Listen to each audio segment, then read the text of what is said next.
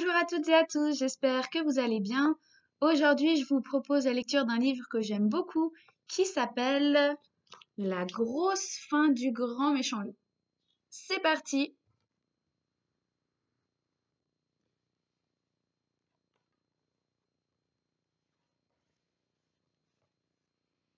Il était une fois un grand méchant loup qui était affamé.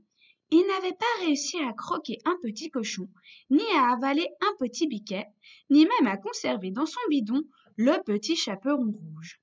Il décida alors d'aller frapper à la porte de ses amis pour leur demander un petit quelque chose à manger, rêvant de se voir offrir un délicieux poulet rôti.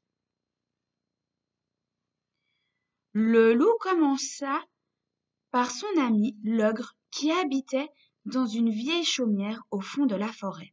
Le loup frappa à la porte. Bonjour, c'est moi, ton ami le grand méchant loup. Je suis affamé et je me permets de te demander un petit quelque chose à manger. À manger? Non, je n'ai rien du tout. Le petit Pousset et ses frères que je devais déguster viennent de prendre la poudre d'escampette. Alors, passe ton chemin. Pour toi, il n'y a rien. Aide-moi plutôt à retrouver mes bottes de 7 lieues. Est-ce que ces bottes sont ici? Non. Est-ce que ces bottes sont là? Ah oui! Le loup continua sa route et alla frapper à la porte de son ami Barbe Bleue, qui vivait dans un magnifique manoir. Bonjour, c'est moi, ton ami le grand méchant loup. Je suis affamé et je me permets de te demander un petit quelque chose à manger. À manger?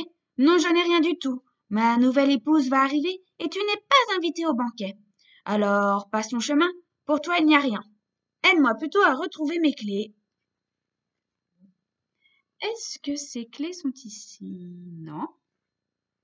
Est-ce que ces clés sont là? Oui, sur le rebord de la fenêtre.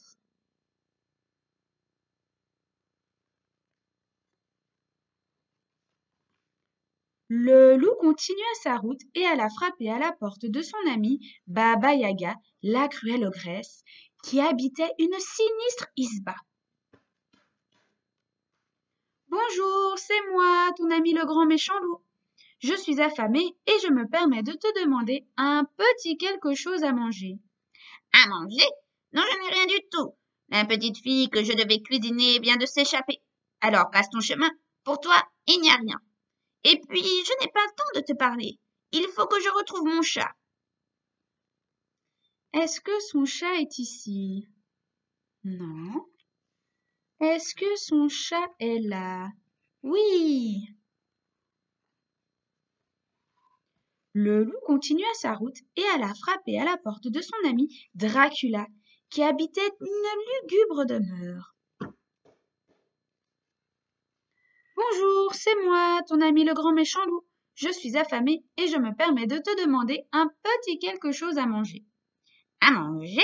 Non, je n'ai rien du tout. Je ne bois que du sang. Alors passe ton chemin. Pour toi, il n'y a rien. Aide-moi plutôt à retrouver ma chauve-souris. Est-ce que sa chauve-souris est là? Non. Est-ce que sa chauve-souris est ici? Oui. Le loup continua sa route et alla frapper à la porte de son ami le dragon.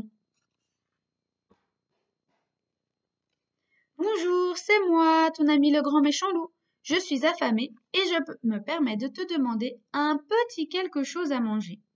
À manger? Non, je n'ai rien du tout. J'ai déjà tout grillé. Alors passe ton chemin. Pour toi, il n'y a rien. Tiens, tant que tu es là, tu n'aurais pas vu la princesse? Est-ce que la princesse est ici? Non, c'est la queue du dragon. Est-ce que la princesse est là? Oui.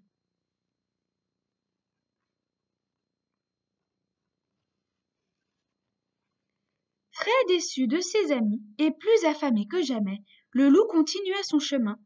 Il était au désespoir lorsqu'il tomba sur une jeune fille coincée dans une énorme citrouille. Au secours! Au secours! Cria-t-elle. Je n'ai pas vu l'heure passer.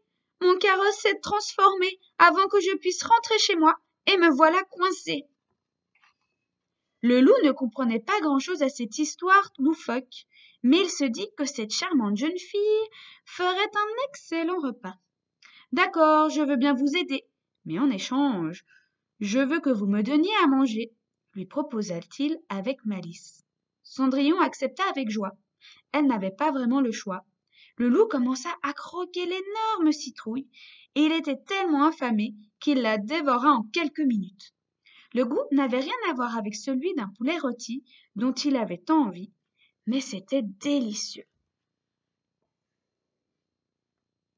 « Merci, mon ami, dit Cendrillon. Sans vous, je serais resté coincé pour l'éternité. Maintenant, venez avec moi, que je vous prépare un bon repas. » Le loup la regarda avec envie, mais son ventre était tellement plein qu'il lui répondit « Merci, ma chère, mais vous avez déjà rempli votre part du marché.